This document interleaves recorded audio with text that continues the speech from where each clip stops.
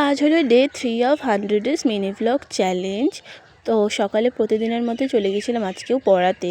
তারপরে বাড়ি এসে করেছিলাম ব্রেকফাস্ট। তো আজকে ব্রেকফাস্টে ছিল আগের দিনের বেঁচে যাওয়া ফ্রাইড রাইস আর চিলি চিকেন।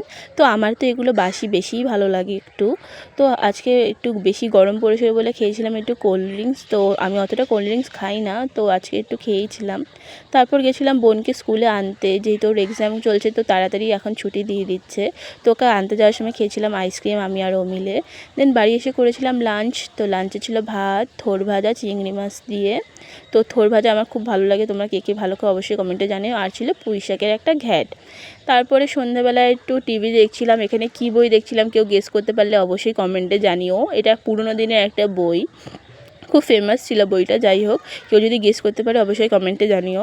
এরকম রূপ অন্ধকার করে বই দেখতে তো ভালোই লাগে। তো হালকা হালকা খেতে পাচ্ছিলো বলে খেয়েছিলাম একটা কেক, যেটা ফ্রিজেই ছিল। এটা একটা মার্বেল কেক ছিল।